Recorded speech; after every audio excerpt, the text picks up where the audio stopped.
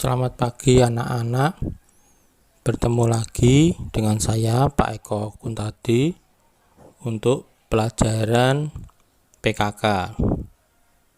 Untuk hari ini kita akan belajar sambungan dari konsep produksi massal. Jadi ini adalah konsep produksi massal materi yang kedua. Untuk yang pertama kita belajar metode peramalan dalam produksi massal. Untuk pengertian peramalan adalah proses untuk memperkirakan berapa kebutuhan di masa datang meliputi kualitas, kuantitas, waktu, dan lokasi yang dibutuhkan. Yang kedua, klasifikasi peramalan. Ada 3, peramalan jangka panjang antara 2-10 tahun, peramalan jangka menengah 1-24 bulan, dan peramalan jangka pendek 1-5 minggu. Tujuan peramalan serta karakteristik peramalan. Untuk tujuan peramalan ada 3.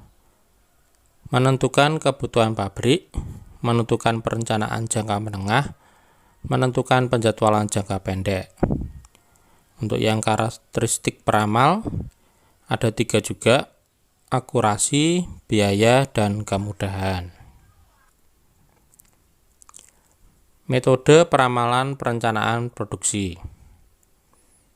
Untuk metode peramalan perencanaan produksi ada 2, peramalan subjektif dan peramalan objektif. Di mana peramalan subjektif ada metode Delphi, metode penelitian pasar.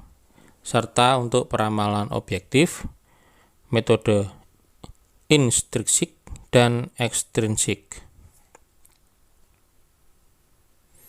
Analisis deret waktu. Analisis deret waktu merupakan satu metode yang sangat tepat untuk meramalkan pola permintaan pasar. Analisis ini dipengaruhi oleh 4 komponen, yaitu kecenderungan atau trend yang dipakai huruf T, siklus atau cycle yang dipakainya huruf C, pola musiman atau season yang dipakai huruf S, serta variasi acak atau random yang dipakainya huruf R.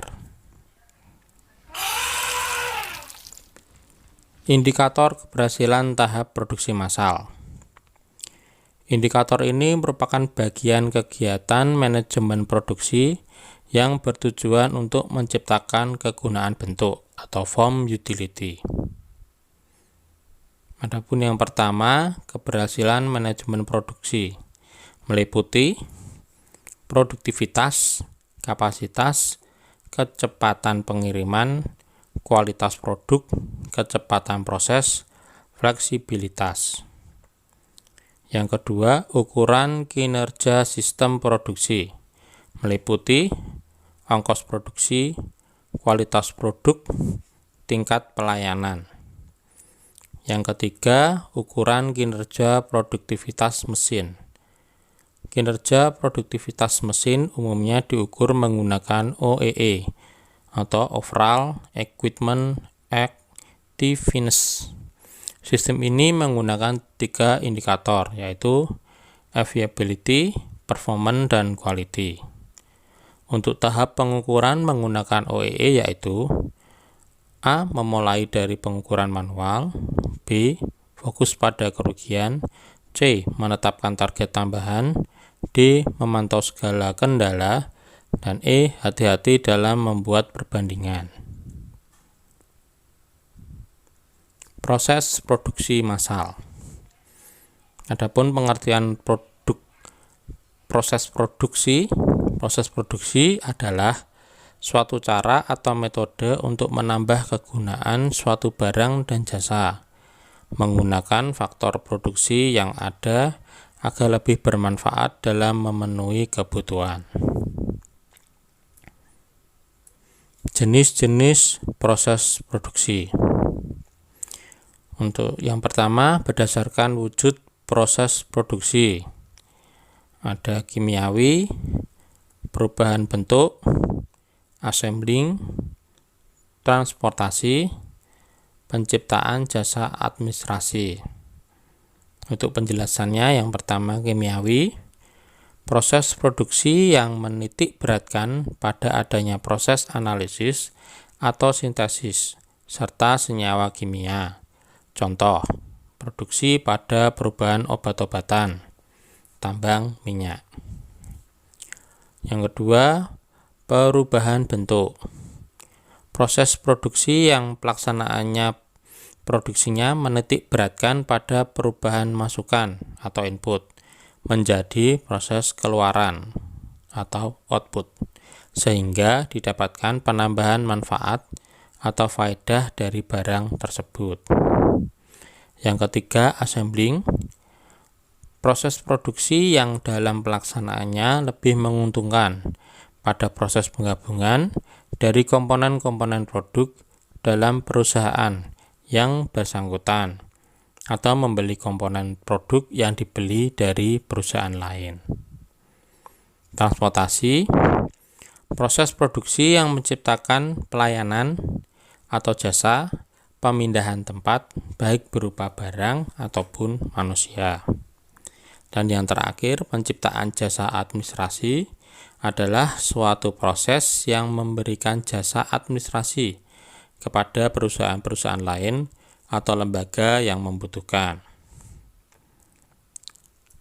Untuk lanjutannya, berdasarkan arus proses produksi, yang pertama, terus-menerus adalah proses produksi barang atas dasar aliran produk dari segi operasi tanpa menemukan suatu titik dalam proses. Yang kedua, terputus-putus. Pada jenis produk ini diproses dalam kumpulan produk bukan atas dasar aliran terus-menerus dalam proses produksi. Proses produksi campuran. Tipe produksi ini merupakan penggabungan dari produksi terus-menerus dan terputus-putus. Berdasarkan penyelesaian proses produksi. Yang pertama, tipe A. Dapat diperiksa dengan mudah. Pada tipe ini, proses produksi tipe A, setiap tahapannya proses produksinya dilakukan dalam perusahaan, dapat diperiksa secara mudah. Untuk yang tipe B, dapat diperiksa dalam beberapa tahap.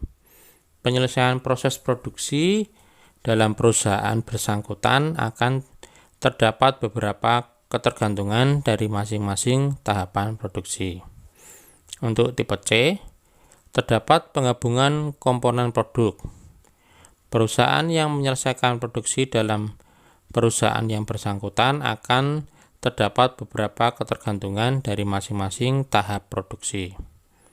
Untuk yang tipe D, proses menggunakan mesin otomatis. Proses produksi dilaksanakan dengan menggunakan mesin dan peralatan produksi otomatis. Dan peralatan produksi yang digunakan dalam perusahaan tersebut dilengkapi dengan beberapa peralatan khusus untuk melaksanakan pengendalian proses produksi dalam perusahaan yang bersangkutan. Sedangkan tipe E, perusahaan dagang dan jasa.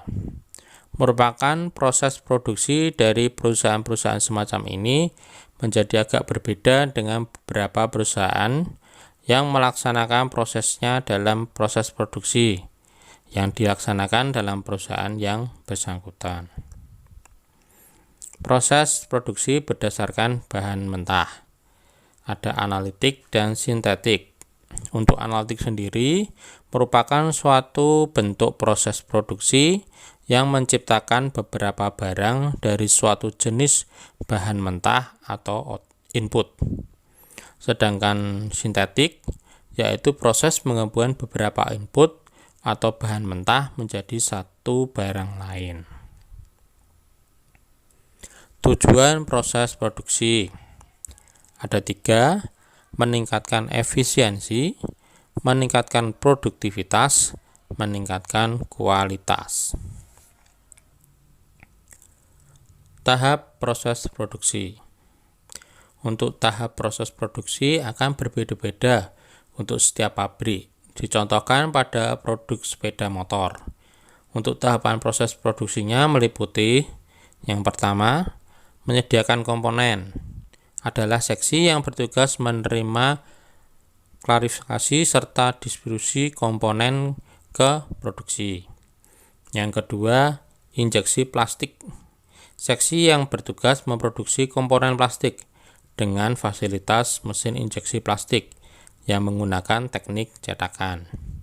Yang ketiga, pengelasan, bertugas melakukan proses pembuatan rangka dengan cara mengelas komponen. Yang keempat, pengecatan logam.